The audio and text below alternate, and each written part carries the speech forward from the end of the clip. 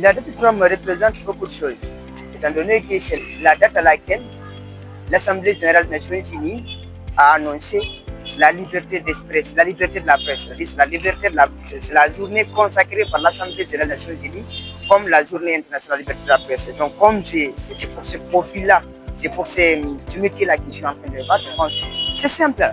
Et, vous savez, en journalisme, on traite l'information, que ce soit, même si c'est vrai, mais quand on pense qu'on trouve une information et qu'on se rend compte que cette information, en le divulguant, il y a un risque à ce que ça pose un problème, que ce soit social ou bien de sécurité. C'est-à-dire, tant que l'information ne pose pas de problème, si elle est vraie, elle doit être diffusée. Mais si on sait que l'information peut poser des problèmes collatéraux, je pense que le mieux, c'est de s'abstenir à cette information-là. Je pense qu'en se tenant ainsi, en tant que journaliste, je pense qu'on est hors de danger.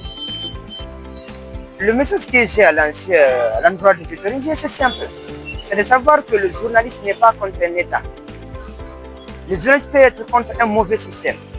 Mais au-delà des questions politiques, le gouvernement doit comprendre les choses. L'importance de ce journaliste n'est pas forcément pour défendre la liberté de la démocratie.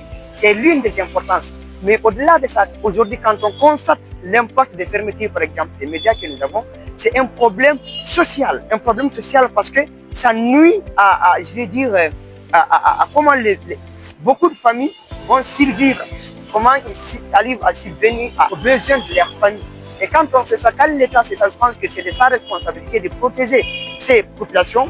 Beaucoup des emplois sont perdus.